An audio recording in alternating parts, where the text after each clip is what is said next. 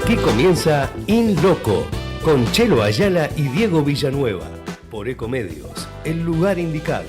Soy un loco que se dio cuenta que el tiempo es muy poco. Linda en el pasado, linda en el presente, linda para siempre. Buenos Aires, la ciudad más linda del mundo.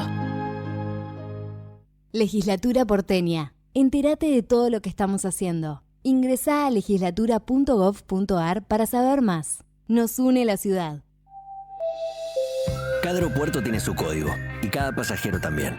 Y todos tienen algo en común. Disfrutan acá. Hacemos de cada aeropuerto tu aeropuerto. Aeropuertos Argentina.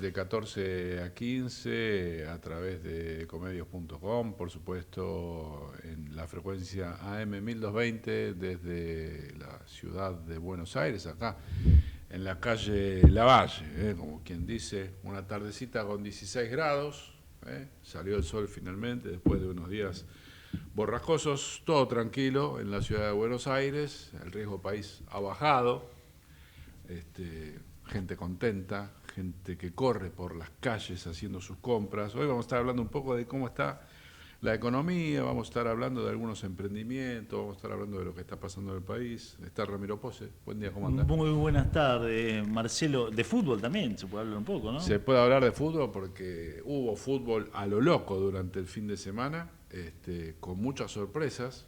Las sorpresas la dieron la mayoría de los visitantes, que dieron batacazos en la mayoría de los encuentros. Algunos tristes. Una montaña rusa de emociones. No, tremendo. La mayoría de los partidos fueron así, con mucha especulación por parte de los equipos, pero que se definieron de manera verdaderamente notable. Ni hablar del partido de River, estuvimos hablando. Qué difícil ser hincha de San Lorenzo hoy. Yo le decía, me pareció, es más el daño, ese partido lo que representó el daño para un hincha de San Lorenzo que la alegría para un hincha de River. Sí, la verdad fue muy duro. Para el hincha de San Lorenzo, mire, yo estaba viendo con mi hija, hincha de Huracán, que también estaba contenta ya. Y le dije, qué feo ser hincha de San Lorenzo ahora, porque alguna vez nuestros equipos, que no San Lorenzo, nuestros equipos, han perdido un partido de esa manera. Y uno dice, y te queda la bronca durante un tiempo largo. Te la sacas más. Sacas más. Así que bueno, el saludo a todos los hinchas de San Lorenzo, que tienen mi simpatía porque mi abuelo Ángel era hincha de San Lorenzo. Ajá, bien. Entonces, no, y aparte de San Lorenzo que viene en la mala, mucho problema institucional y demás, y de repente le estás ganando a River en el Monumental. Sí. Hacen ese gol en el último minuto y después el tema de los penales, ¿no? Y le estaba ganando deportivamente, estaba jugando, haciendo todas las triquiñuelas que se hacen en esos partidos, pero deportivamente River estaba impedido, no podía avanzar, esa dosis de fortuna de que la pelota no entra, hasta que toda la fortuna que podía tener un equipo, creo que si River, la famosa suerte del campeón que le dicen, creo que se la fumó toda ayer, la suerte. O sea, más suerte que ayer no vas a tener en muchos años, me parece. Así que veremos qué le va a pasar. Ahora mañana va a haber fútbol ya, los que jugaron el sábado. Sí, mañana ya hay partidos. Y el miércoles, bueno, ya van a aparecer las llaves finales, ¿no? De lo que va a ser muy interesante. Y yo volveré a ver Champions League, campeonato inglés, está triunfal vibrante, ya está. Diga, sí, Copa Libertadores. No se bajonee. También, fue duro. Fue duro los estudiantes porque un partido también que podía durar empatado 150 días, ¿no? Sí. Iba a penales. O sea que partido. También grité el gol de C3, que la clavó en el ángulo y después te dicen offside. Sí, no. es tremendo lo del offside. Hice un gasto energético muy grande. No, bueno, acá va a ser paciencia. Es bueno ese C3, a mí me gusta. Es bueno ese muchacho. Y después, bueno, la sorpresa la dio. Creo que la mayor sorpresa está entre lo de Huracán contra Boca y lo de Unión, contra Independiente de allá de Mendoza. La verdad que ahí me parece que fueron los dos batacazos, ¿no? Después lo demás podía pasar. Gimnasia también medio batacazo. Sí, no sé, acá que dice Manuel. Mejor no hablemos, pero me parece que no tocar el tema va a ser mejor. Es más, me parece que hoy, si nos atiende, vamos a tener un hincha de Vélez también, así que va a estar difícil el tema. Bueno, el tema antivirus también está en agenda. Hay una situación problemática por ejemplo, en todos los territorios de los ferrocarriles, que son de gestión nacional, no se está derratizando, no se está limpiando, no se está haciendo lo mismo que no se hace en las rutas, lo mismo que no se hace acá, lo mismo que no se hace allá. Bueno, la cantidad de ratas que hay en los sectores ferroviarios nacionales es impresionante. En un momento como este, uno imagina que ya rápidamente van a tomar las medidas necesarias del Gobierno Nacional para que todo lo que esté dentro de su jurisdicción sea desratizado, sea desmalezado, sea rápidamente atacado, ¿no? Porque está muy cerca este antivirus de la ciudad de Buenos Aires. Está acá nomás, en la provincia de Buenos Aires. Así que, bueno, me parece que hay que empezar a trabajar seriamente en la cuestión sanitaria. Sanitaria es una cosa que pasó, lo vamos a hablar un ratito, pero el viernes, 8 de mayo, cerró la cadena Doctor Ahorro. Se fue de la Argentina. Las farmacias. Ajá, sí, claro. La farmacia, una cadena tenía 20 y pico de años, que era especialista en vender genéricos, generalmente vendía solo los genéricos, medicamentos a bajo precio, una cadena que evidentemente... ¿Se acuerda la ley de genéricos? Exactamente. En su momento, por supuesto. La gestión de Ginés. Exactamente. Bueno, ahora eso favorecía y favorece mucho a quienes, por ejemplo, no tienen obra social, a quienes se atienden en los hospitales públicos no tienen obra social, o a quienes están a la buena de Dios en cuestión de salud y tienen que comprar un remedio. Bueno, esa cadena trabajaba muchísimo con ese perfil de clientes, ya no está más. Cerraron, después de un ratito lo vamos a hablar porque hemos hecho un pequeño informecito sobre las empresas que han cerrado en abril y mayo. Bien. Hoy sigue la lista. No, pero hoy se está festejando porque el riesgo país perforó los 500 puntos básicos, ¿no? Y es una gran noticia para el ámbito financiero, pero muchachos, están cerrando actividades productivas enormes. Estamos hablando de despidos de a 200 y 300 personas, no es que despidieron 6, una mini pyme. El tema es que una gran empresa despide 200 o 300, de esa gran empresa sí dependen una cantidad de satélites de pequeñas empresas y medianas que sí tienen 5, 6, 10, 2 empleados. También cierran esas, porque dependen de la gran empresa. Entonces, a veces uno dice, no, echaron 150. No, echaron 150 de esa empresa, pero ¿y del resto? ¿El impacto? Bueno. Me pareció interesante, Marcelo, lo que nos dijo el amigo economista Guido Agostinelli en otro medio, que dice, cuando gobernás, vos tenés que gobernar para la gente, no para la macroeconomía. Ahí está. Me pareció importante esa frase, porque se habla mucho de la macroeconomía, pero ¿de qué te sirve la macroeconomía si te vas a quedar sin trabajo? Claro. ¿De qué te sirve que baje el riesgo país si no vas a tener para comer? Bueno, ahí está el tema, ¿no? Ahí está el tema. Y Guido tocaba el tema también de lo que es Perú. El ejemplo de Perú, que se usa mucho como comparación, ¿no? Hay que apuntar ahí, qué sé yo, qué sé cuánto. Pero la realidad es que el trabajo en negro en Perú es exorbitante. O sea, si nosotros acá pensamos que hay mucho trabajo en negro, en Perú es el doble, que sería casi el 100%. Claro. Si un 70-80% de trabajo en negro. Entonces, bueno, y la verdad que ni el petróleo, ni la minería, ni las quintas de energía para las inteligencias artificiales van a poder alimentar a 50 millones de argentinos. Con eso no alcanza. Entonces, ahí me parece que hay que trabajar. Pero, hablando de emprendimientos y de personas que ponen el cuerpo y que generan trabajo y que invierten en la República Argentina, que eran los sueños de sus padres, de seguir trabajando. Ya estamos en comunicación con Graciela Ortiz. Ella es dueña de un cafetal en la Yunga salteña. Las yungas son estas selvas ahí en las nubes, en las montañas que están en el noroeste de la Argentina, tienen una exuberante vegetación y el clima muy húmedo, ¿no? La plantación de este cafetal está en Orán, en el límite con Bolivia, y es la única plantación de café de la Argentina productiva. Ajá. Es un detalle.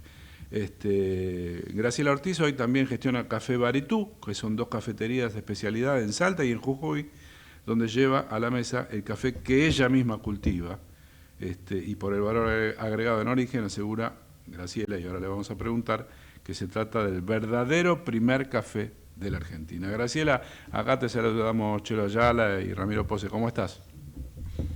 ¿Cómo están ustedes? Muy bien aquí. Bueno, muchísimas gracias por atendernos, y sabemos que la historia de esta es una historia familiar, así que es interesante contar cómo arrancaste con esto, y ya ahora tenés 2 cafeterías, ya una en Salta, una en Jujuy, con tu propio café, pero era un sueño de tu padre, ¿no? Sí, en realidad, hace más de 50 años que ellos emprenden emprenden primero solos y después se suman al plan cafetero salteño. Después de muchos años, las plantaciones quedan abandonadas por un montón de circunstancias, no solamente ellos, sino otras personas que se sumaron al plan, van dejando sus cafetales de al lado para realizar otro tipo de actividad. Y los hermanos Ortiz son los últimos cafeteros. En ese tiempo ellos llegaron a obtener 200 hectáreas productivas de café en la zona de las yungas salteñas. Y bueno, yo crecí siempre crecí en el campo, y mi padre nos solía llevar a esa finca y estábamos acostumbrados. Y una vez que dejaron las plantaciones, se quedan abandonadas en la selva, y yo emprendo en un momento un plan turístico en el cual, cuando salía por las huellas, por las picadas en medio de la selva, solía ver los cafetales abandonados. Ya prácticamente no existían porque estaban totalmente degenerados. Sí. Y ahí comienza mi inquietud. Hace 20 años comienza la inquietud por recuperarlos, y empiezo de a poquito, por supuesto. Demoré muchos años, porque en ese trayecto también perdí la plantación en el año 2013 con una helada negra tremenda.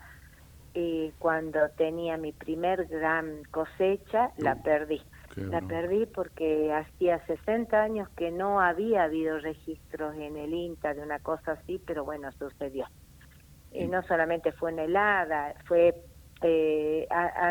se antepuso una gran sequía, después fueron incendios y luego llegó la helada. Pero aún así seguiste adelante. Aún así seguimos adelante, porque entendí que había sido una cosa inusual, rogando que no volviera a pasar, porque en el campo es así, estamos siempre a merced del tiempo, la única palabra la tiene Dios, así que siempre estamos con esa incertidumbre. pero seguí adelante. Y ahí, ¿cuál es el rol del INTA, por ejemplo, en este tipo de actividades? Porque es una actividad curiosa, al menos la de café en la Argentina, ¿no? Bueno, nosotros estamos solos. Es decir, lo que yo aprendí, lo aprendí. Lo que podía de mis padres, lo que recuperé de la gente que trabajó con él, de lo que yo pude ir estudiando, porque estudié mucho sobre café. Aparte, mis hijos viajaron también a zonas cafeteras, tuvimos contactos con gente de otros lugares, de Colombia, gente que sabía hacer las cosas, incluso de Bolivia, ¿no? Que Bolivia hace muy buen café y es lo más parecido a lo nuestro en cuanto a su geografía.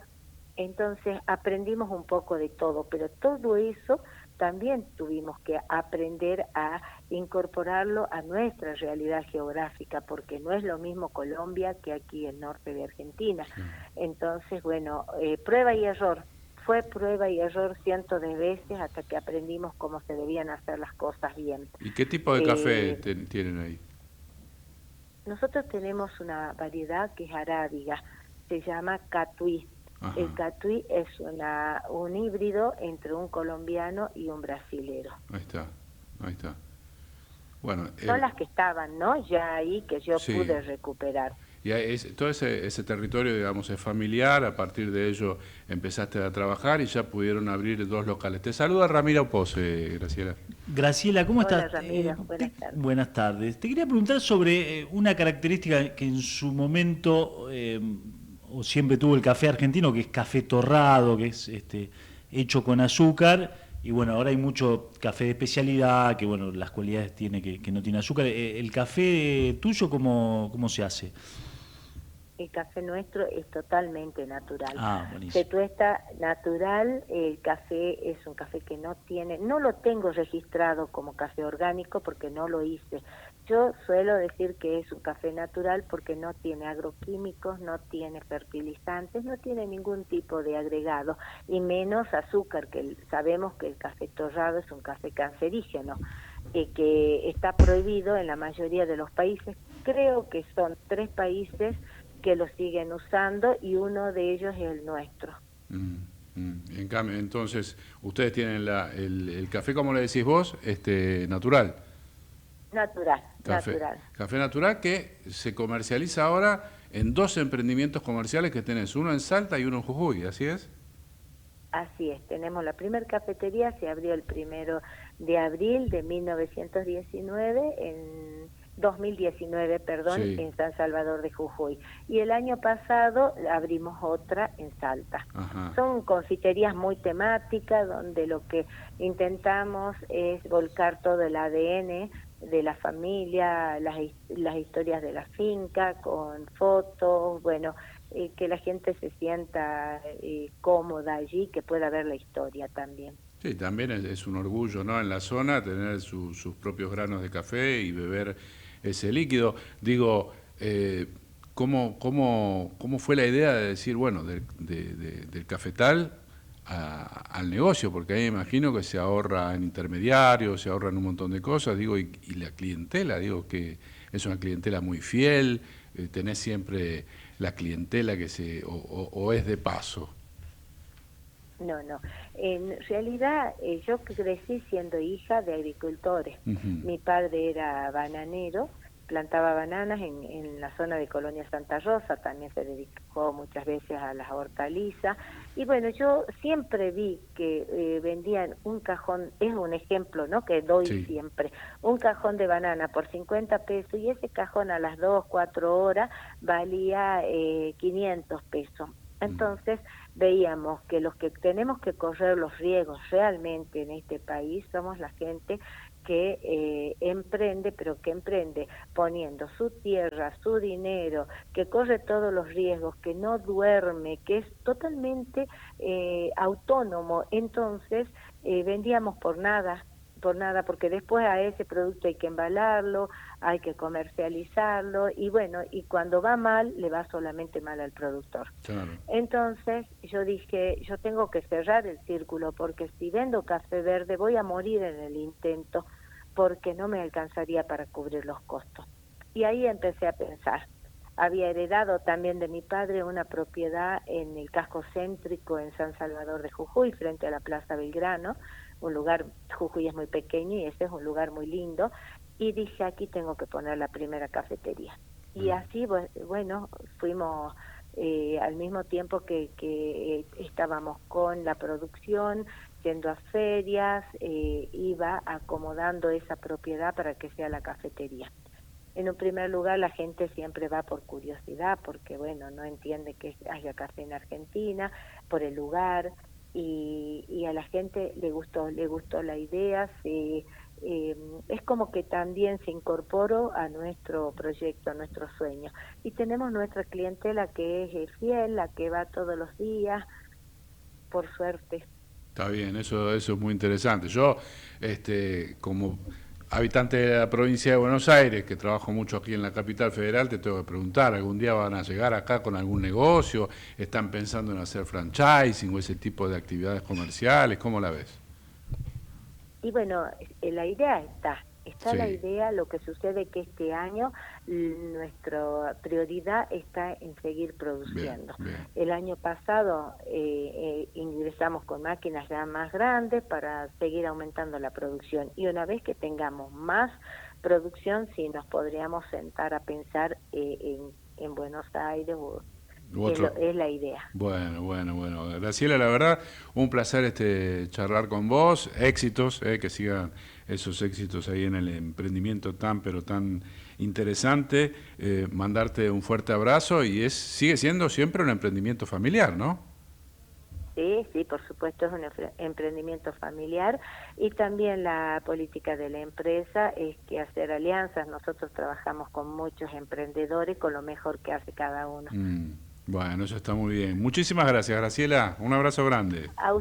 A ustedes, muchas gracias, ¿no?, por visibilizarnos. No, Gracias el café por se darnos llama la oportunidad. Baritú. Vamos a decirlo porque no lo hemos mencionado. Baritú se llama el café, y ojalá un día, caminando acá por Avenida Córdoba, podamos encontrarnos con el local de Baritú en Buenos Aires. Un beso grande, ¿eh? Muchas gracias. Que siga tengan usted muy lindo bien. día. Hasta luego. Adiós. Graciela Ortiz, interesante. Un emprendimiento de algo curioso, al menos, Sí, en la sí, producción en la República Argentina. No, interesante que haya producción de café nacional, ¿no? Sí, señor. Quiero frenar un segundito nomás, mandarle un abrazo muy grande a nuestro querido amigo Diego Villanueva, uno de los conductores aquí de In Loco, y por supuesto a su querida mamá Elsa Balestrasi, que siempre la tenemos en nuestro corazón, y que siga eso hacia adelante de la mejor manera. Son 14:25, sigue la fresca en Buenos Aires, 16:06. Uno dice 16:06, no está tan fresco, pero a la sombra la verdad que está fresquito. Bueno, ¿cómo viene la política internacional, Ramiro? Bueno, sigue el conflicto en el estrecho de Hormuz. Estamos viendo constantemente imágenes de barcos que disparan contra otros, pero había una propuesta de paz elevada por Irán a través de Pakistán hacia Estados Unidos, y hoy el presidente Donald Trump dijo que la propuesta iraní era excesiva y inaceptable.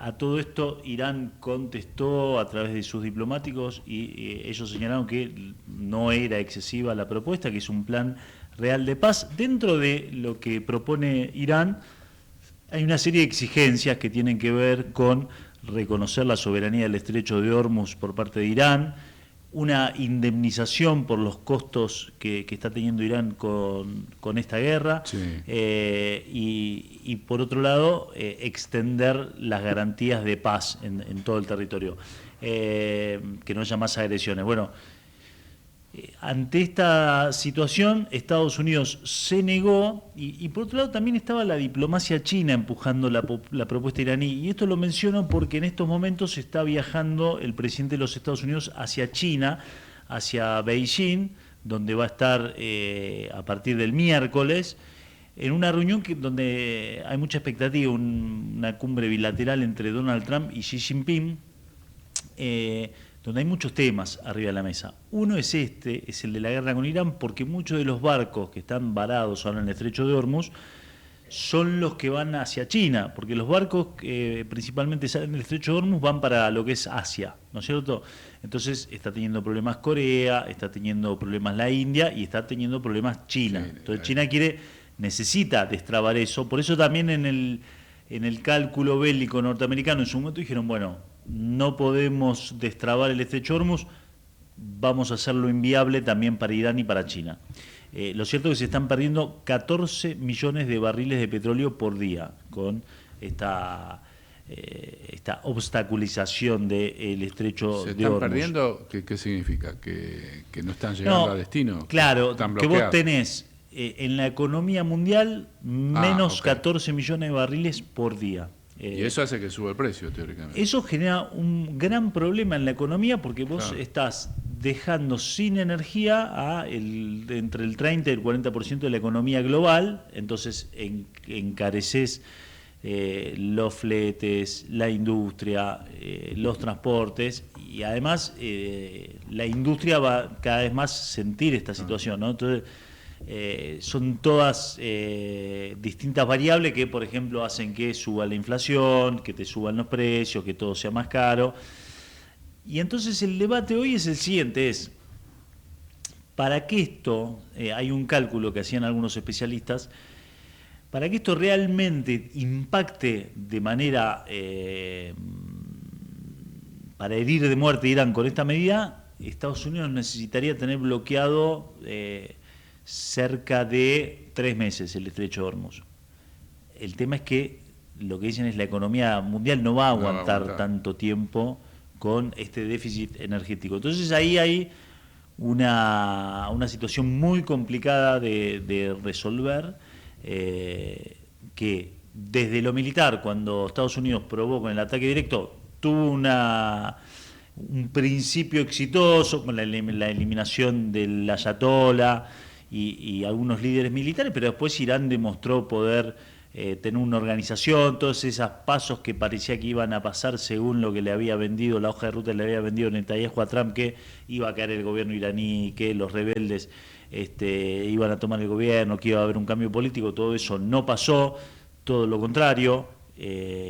Los iraníes se aglutinaron frente a sus liderazgos y mostraron incluso un desafío muy grande cuando ese día que todos estábamos esperando a ver qué pasaba, que Trump había dicho que iba a borrar de la tierra Irán, y los iraníes salieron a manifestarse al lado de las infraestructuras claves de ese país, como diciendo, bueno, nosotros vamos a resistir acá, al lado de los puentes, de las fábricas y demás. Entonces, ahí se empezó a truncar el plan bélico y lo eficiente que fue para Irán bloquear el Estrecho de Hormuz. Ahora, bueno, se le complicó con esta maniobra del último mes norteamericana, pero bueno, Estados Unidos tampoco le soluciona el problema, no le soluciona ningún problema.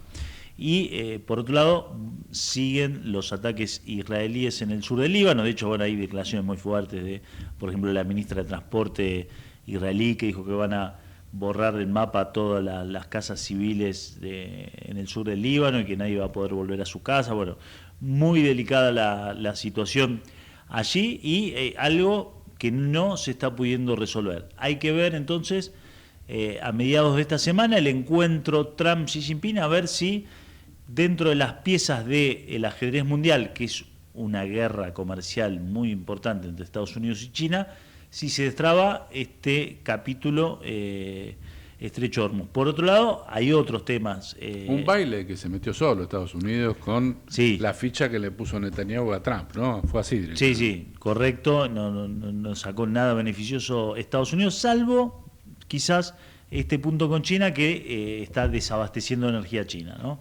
Y por otro lado, hay algunos temas comerciales. China está teniendo una política muy agresiva hacia empresas norteamericanas o que son parte de la cadena de producción norteamericana, entonces le dio mucho poder a los organismos de control chinos para evaluar empresas norteamericanas, y si no cumplen alguna medida que tiene que ver con la cadena de suministros, exportaciones a Estados Unidos y demás, fuerzan a esas empresas a que se vayan de China. Algunas se fueron a Vietnam y demás, pero bueno, a Estados Unidos también se le complica el tema de los costos. Por ejemplo, no sé, vos agarrás un iPhone, está todo producido en Asia, ¿no? Y muchas partes en China. Entonces aumentan los costos para los norteamericanos que tienen que comprar un iPhone, una marca norteamericana.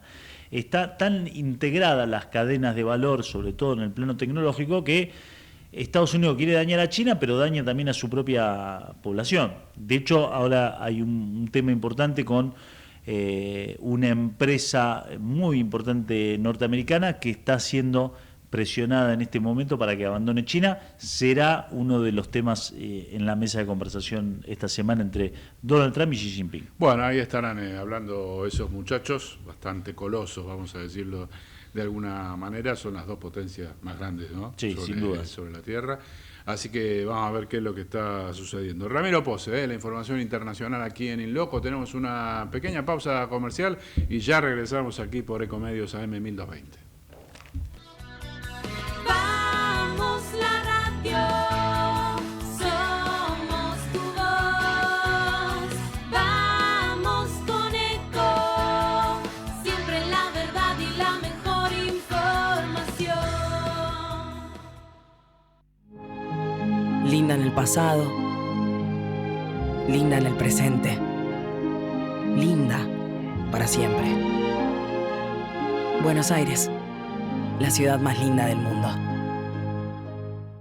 El mejor gimnasio te espera. OnFit es de primera. En OnFit vamos a cuidarte. En OnFit venimos a encontrarte. Informate en ecomedios.com. Seguinos en Facebook, Ecomedios Live.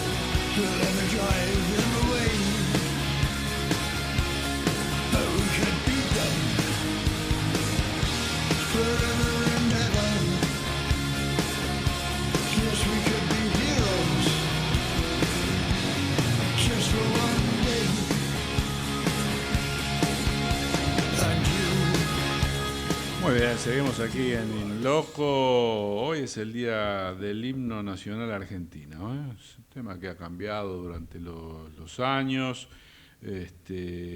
pero bueno, sabemos la historia de López y Planes. La letra original era marcadamente independentista, antiespañola, de acuerdo al espíritu de la época, y bueno, tiempo después la Asamblea del año 13 pidió un arreglo en la letra con la idea de conservar un acercamiento político con diplomáticos españoles, ¿no? Porque verdaderamente era bastante antiespañol. Bueno, allí está entonces el himno nacional argentino, que con esto de la Fórmula 1, viste que ahora uno escucha himnos de todos lados.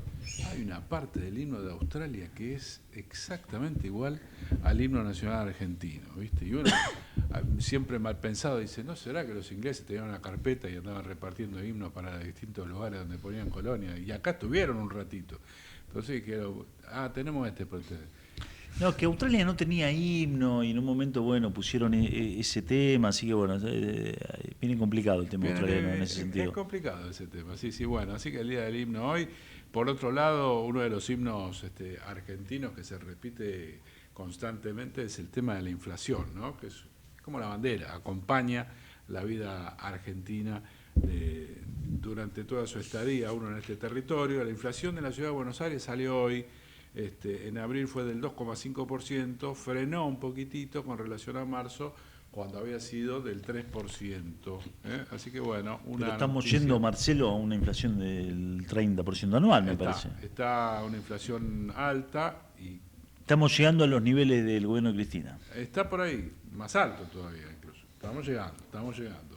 El gobierno va a aplicar otro incremento en el transporte público desde el próximo lunes 18 de mayo. El boleto de los colectivos que circulan En el AMBA tendrán una serie de aumentos, ya estaban preparados, así que en los servicios del AMBA, que incluyen línea Sarmiento, Roca, Mitre, San Martín, Belgrano Sur, Belgrano Norte, Urquiza y Tren de las Costas, la nueva tarifa que pagarán los usuarios será la siguiente. ¿Sabe que Marcelo? Sí. Bueno, si diga el precio de ahí, yo le... Sí, desde 330 pesos, después esto en mayo, en junio 380, 430 en julio, 480 en agosto, va a llegar a 530 pesos en septiembre.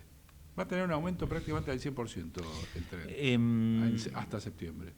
Esta es una medida, bueno, que a usted le perjudica directamente porque, claro, lo que más aumenta es el transporte interurbano, el que comunica provincia de Buenos Aires con Ciudad de Buenos Aires, y es el que usan millones de trabajadores. Hoy cuando escuchaba esta noticia pensaba en ese tema. Millones de trabajadores todos los días se movilizan desde la provincia de Buenos Aires a la ciudad para hacer algunos trabajos importantes, otros para hacer una changa, un trabajo que apenas te permite sobrevivir, y te aumentan el transporte. Yo creo que estas medidas son esas medidas que a veces es como un goteo casi imperceptible para los grandes políticos, los grandes administradores, pero que van haciendo un daño en la sociedad. Totalmente. Yo recordaba, por ejemplo, cuando comenzó la primavera árabe, allá por el año 2010, uno de los grandes problemas había sido el aumento de los alimentos y que, claro, como eran todas monarquías, que no tenían ningún contacto con eso, no la vieron venir. Ojo que esté pasando algo con el transporte, ¿no? Porque ya se siente mucho la falta de periodicidad del transporte, ¿no? Hoy vos estás a las 6 de la mañana esperando un bondi que pasaba cada 5 minutos, pasa cada 10, ya te perjudica, empezás a llegar tarde, ya te condiciona en tu rutina, te lo aumentan, eso impacta directamente en tu estado de ánimo, algo que a vos haces rutinariamente todos los días, te empiezan a cambiar las reglas de juego, además de que la plata no te alcanza. Ojo con estas medidas del transporte que pueden llegar a generar un malestar social colectivo importante. Bueno, hay un dato ahí que, por ejemplo, hay nuevas tarifas también en lo que es trenes de larga distancia. Por ejemplo, hoy un boleto a Mar del Plata, desde Constitución, cuesta 30.000 pesos, 29.972 pesos. En septiembre va a costar 48.137, 20 lucas más. Es un montón de plata. Es mucho. Es mucho. Bueno, eso por un lado. Los colectivos, por ejemplo, la suburbana Grupo 1, o sea, líneas que conectan la ciudad de Buenos Aires con el primer y segundo cordón del conurbano, por así llamarlo. Bueno, hoy está a 714 pesos el boleto más corto, hasta 3 kilómetros. Con la SUBE nominada, ¿no? Con la SUBE toda en regla, qué sé yo. De 3 a 6 kilómetros, 807. De 6 a 12, 894. Más de 27 kilómetros, 1.085 pesos. Y desde el 15 de junio se va de 7.28 a... Estaba a 7.14, se va a 7.28, después se va a 7.42 y finalmente va a estar en 800 pesos. O sea, el valor del colectivo, como decís vos, ya los servicios tienen un servicio que cada vez es peor, menos frecuencia, etcétera, etcétera. Aumento del precio, no sé, la verdad, hasta qué punto en algún momento va a haber alguna reacción o va a haber alguna asistencia, porque se entiende en términos macro, bueno, quitar todos los subsidios para evitar el desequilibrio fiscal, qué sé yo, pero ojo, porque por un lado se quitan estos subsidios, pero por otro lado, el equilibrio fiscal se está pagando con lo que va a pasar mañana, que es una marcha universitaria. O sea, no están dando el dinero que sí corresponde dar a distintas cuestiones que tienen que ver con la universidad, con los militares, con la salud pública. O sea, lo que hablamos de las ratas, ¿no? No se derratiza, no se arreglan los baches de las autopistas, de las rutas, digamos. Me parece que no solo es cuestión de quitar subsidios la solución a la cuestión, porque estas decisiones contribuyen al malestar, lo que decías vos, Ramiro, ¿no? Contribuyen al malestar de las personas viendo otro planeta. O sea, está bien poner, festejan 500 puntos de río país, pero, muchachos, la gente no está llegando al día 10. Hay un tema, insisto con esto, con la gente que se traslada desde el conurbano bonaerense a la ciudad para trabajar cuando ya no les sea rentable tomarse 2 colectivos, un tren, un subte. Entonces esa gente va a decir, no, la verdad me sale más barato quedarme en mi casa, cobrar un plan, o también son momentos de crisis donde aumenta la violencia, aumenta el robo, etcétera, ¿no? Si vos no te es posible trabajar porque no te dan los costos, bueno, abrís la puerta a otro tipo de soluciones, la gente algo va a hacer, ¿no? Entonces es bastante preocupante la situación. Bueno, ahí ya está en línea Ariel Basteiro, lo hemos convocado hoy para analizar un poco nuestra realidad, de esto estamos hablando, ¿no? Ex embajador en Bolivia, en el Estado Plurinacional de Bolivia, ex diputado nacional, dirigente sindical histórico, hombre del oeste, ahí de la zona de Ituzaingó, y tengo que decirlo también, hincha de Vélez. Lamento la situación por la que pasó Vélez en el partido del otro día, de ayer. Ariel, buenas tardes, aquí te saludamos Chelo Ayala, Ramiro Pose, ¿cómo estás? ¿Qué tal? Un gusto. Y después de esta presentación tan completa de la referencia principal sobre mi persona, mi personalidad, bueno, gracias. No, faltaba más. Sabemos que sos hincha de Vélez de corazón, así que te acompañamos en este momento duro ayer. Duro. Ayer partido insólito con Gimnasia, partido insólito. Sí, en los papeles previamente estaba para ganarse, o debería haberse ganado, y sin embargo se complicó y no hubo ¿Tuviste en la cancha? Por parte. ¿Tuviste en la cancha ya? ¿Tuviste en la cancha? Sí, claro. Sí. Y para lamentar, ¿no? Cómo terminó el partido. Pero bueno, eso también, bueno, si queremos nos ponemos a hablar de esto con todo gusto, pero también creo que hay una grave crisis en Vélez, institucional, futbolística, todo, digamos, ¿no? Que salta cuando las derrotas o cuando los triunfos no acompañan. Cuando la cosa se gana, el triunfo tapa un poco todo, y ahora se va a empezar a discutir también una nueva etapa electoral en Vélez, así que llega esto en el peor momento. Te hago un paralelismo entonces, aprovechando esto que me decís. Se dice que de un gobierno nacional, cuando la economía anda bien, se le banca todo. Claro, exactamente. Y bueno, ahora como la economía, hoy lo estábamos contando, ahora aumentan de nuevo los trenes, los colectivos, los subtes, aumenta todo el tiempo. Dio 2,5 la inflación en la ciudad de Buenos Aires, pero sabemos que los números en las barriadas son totalmente distintos.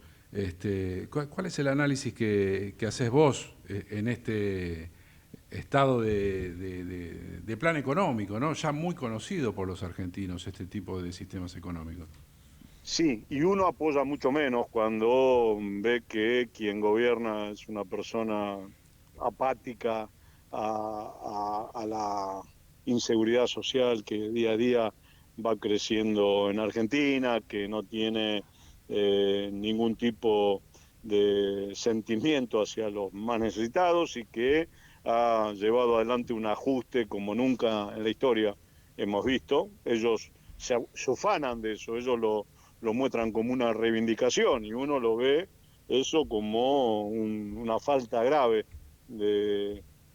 para cualquier gobierno, y ahí es donde cuando uno con un club de fútbol o con su club de fútbol simpatiza, atemporiza, digamos, las broncas. Cuando uno ve enfrente a alguien que obviamente está muy lejano a sus ideas y principios humanos, es más fácil o uno ve más rápido este estado de desesperación que vive el pueblo argentino, que vive en varios vastos sectores de la población, y también uno lo previó de antemano cuando comenzó a ver cuál era el plan económico que se quería implementar, justamente diciendo algo que dijiste al principio. Uno esos planes ya lo había visto fracasar, ya lo había visto llevarse puesto al país, a las empresas del Estado, a nuestros recursos naturales, y no puede haber un resultado diferente cuando se instrumenta las mismas políticas que ya fracasaron antes. No puede haber, es imposible. Bueno, hoy está pasando lo que ya sufrimos en la década del 90 con el menemismo e incluso de manera más atemporizada con el macrismo, ¿no? Sí. Que también tuvo su alto costo social, pero como lo que está pasando ahora nunca creo que lo hemos visto, el nivel de entrega, de cipallismo que hay hacia defensa de la soberanía nacional, ya no tan solo con los recursos que son de todos los argentinos, sino con temas emblemáticos como Malvinas, con temas emblemáticos que Estados Unidos reclama instrumentar, y este gobierno, sin chistar, sin dudarlo, lo lleva adelante. Desde esta última semana ha habido en el sur argentino, en la Patagonia, en el mar argentino,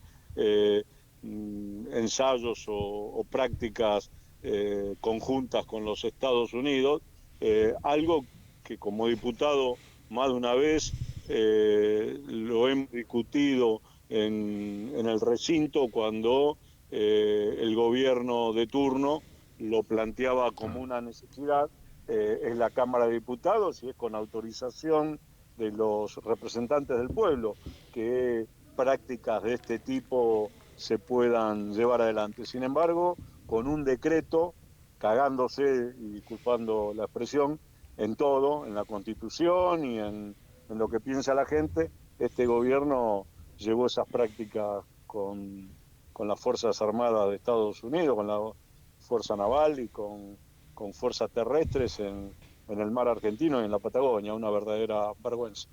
Ariel, ¿cómo te va? Ramiro Pose te saluda. Soy hincha de Estudiantes, así que también sufrí ayer por partida doble por la derrota de mi equipo y la derrota del tuyo también. Pero bueno, aprovecho que introducís el tema internacional. Vos estuviste embajador en Bolivia. Recuerdo cuando fue el golpe a Evo Morales, que hubo empresarios vinculados al litio metidos con eso, incluso Elon Musk, y ahora vemos cómo a la Argentina están viniendo estos tecnoricos como Peter Thiel, discusiones sobre los recursos argentinos, se modificó la ley de glaciares. ¿Cómo ves esta situación en torno a los recursos argentinos y estos nuevos tecnoricos que ponen el ojo en nuestro país? De manera muy peligrosa, es un verdadero peligro, es una verdadera preocupación lo que se está generando, porque más de una vez también lo he dicho, construir y lograr mejorar el bienestar de la gente y crear empresas del Estado y sacar una ley como era la anterior ley de glaciares,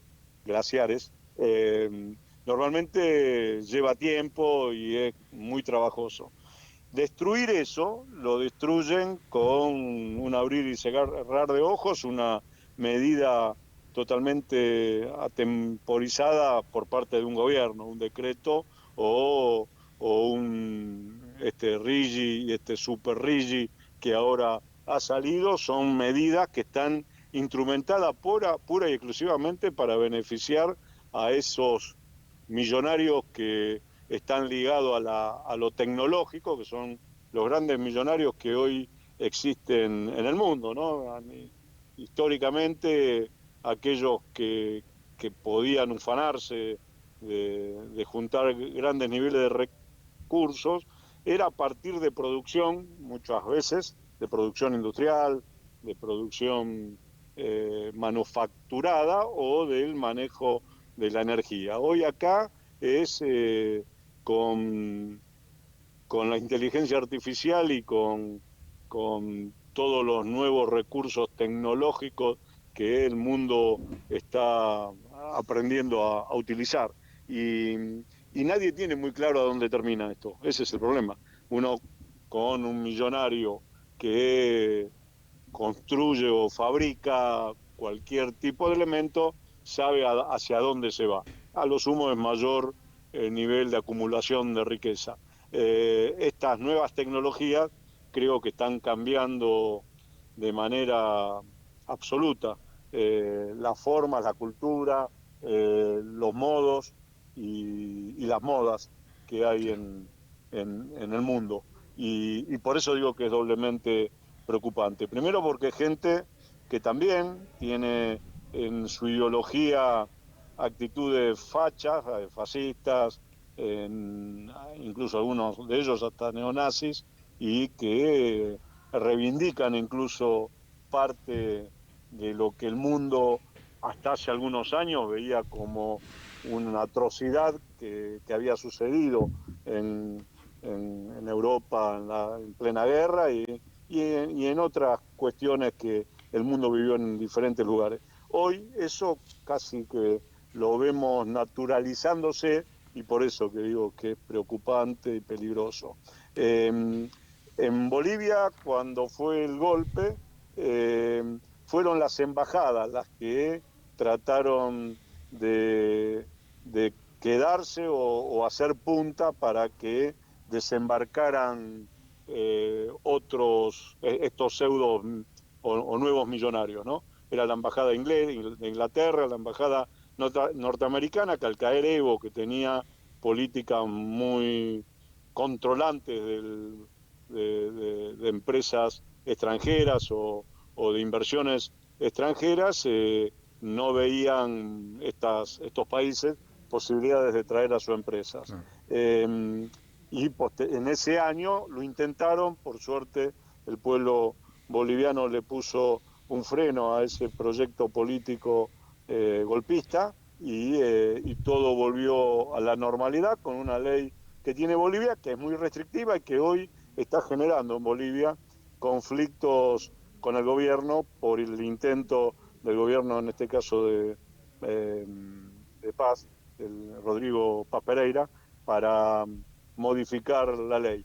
El problema en Argentina es que no hay ninguna embajada que está intentando meter por la ventana a estos pseudomillonarios. Es el gobierno nacional que los trae, que le pone alfombra roja, que lo lleva a la casa de gobierno, que le facilita todo y cuanto necesiten y pidan para quedarse con nuestra agua, con nuestros recursos energéticos, con nuestras tierras, con nuestro mar, con todo lo que Argentina tiene y en cantidades como para sí convertirse en una verdadera potencia en esta nueva etapa del mundo, si hubiera un gobierno que quisiera que esto quedara para beneficio del país y del pueblo. Lamentablemente, los que hoy nos gobiernan, está claro a quiénes benefician. Creo que no lo tengo que explicar demasiado, pero si hay que explicarlo, obviamente que para el capital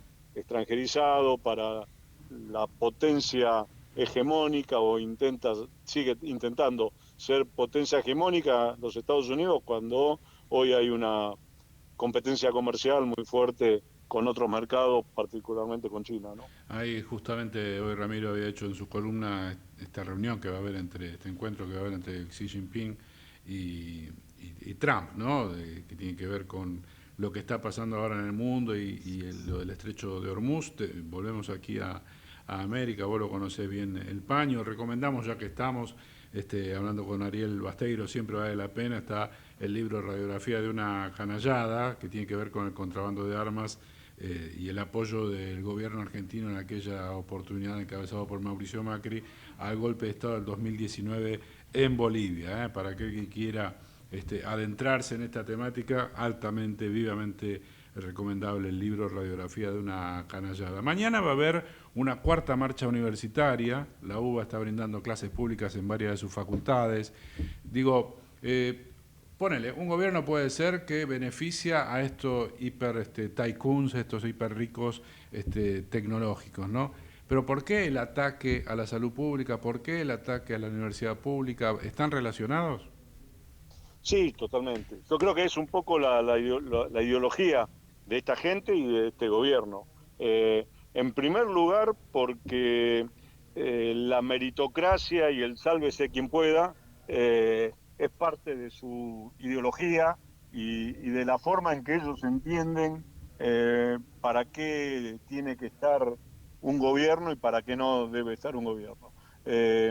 Justamente el Estado existe y debe existir para poner reglas claras hacia el mercado, pero también hacia la sociedad civil y en una sociedad organizada, obviamente que hay algunos que están beneficiados por no niego el esfuerzo que pudieron haber hecho, pero beneficiados por determinadas circunstancias que hacen que sus ganancias sean por arriba de lo habitual, de lo normal. Y el tema de pagar impuestos no es un hecho aberrante ni no lógico. Las sociedades más desarrolladas, los países que han hecho de la seguridad social su motivo de crecimiento, por lo cual pudieron desarrollarse y crecer. Hablo fundamentalmente de Noruega, de Suecia, de los países escandinavos, donde hay altos impuestos para aquellos que lo pueden y deben pagar, y una distribución que genera el Estado en hechos que necesarios, imprescindibles, como la salud y la educación, que posteriormente generan o condicionan o hacen que un pueblo pueda desarrollarse y tener respuestas y esa sociedad que se vio beneficiada por esa política lo devuelve con trabajo y con conocimiento. Por eso el desarrollo de las ciencias y de la tecnología que Argentina se está encargando de destruir y de hacer desaparecer, porque nos quieren como país digamos de provisión de bienes, claro, nada más de bienes naturales y no de otra cosa. Y este gobierno, lo que creo que ese plan y ese proyecto, que es un proyecto seguramente estudiado en laboratorio de la CIA, del Departamento de Estado, hasta hace no mucho nuestros gobiernos o los gobiernos de Argentina, incluso hasta los gobiernos de derecha, le ponían algún freno a esta situación. Hoy, lamentablemente, están desbocados y fundamentalmente tratando de cumplir a rajatabla lo que le manda el imperio, ¿no? Ariel, te queremos agradecer tu tiempo en esta tarde aquí en In Loco por Ecomedio, mandarte un fuerte abrazo. Muchas gracias. No, gracias a ustedes y hasta la vuelta. Que sigaste muy bien. Ariel Basteiro estuvo aquí en In Loco. Último segundo de nuestro programa del día de hoy. Ramiro Pose, muchas gracias. No hay de qué, siempre acá firmes. El saludo a Diego Villanueva, el citado Balestrasi, Javier Martínez en la operación técnica. Nos reencontramos el próximo lunes a las 14. Quédense en la sintonía de Ecomedios AM 1220. Chao.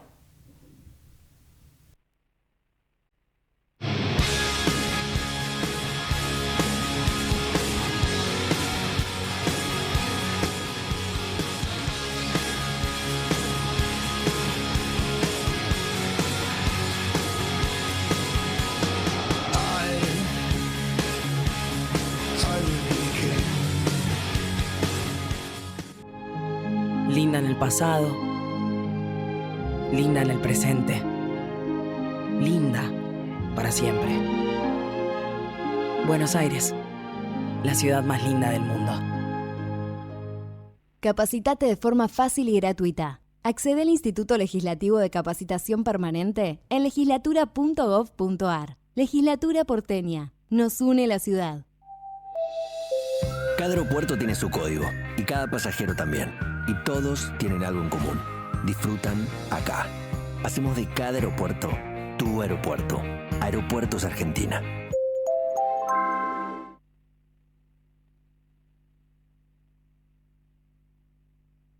Desde Buenos Aires, transmite LRI 224, AM 1220, Ecomedios.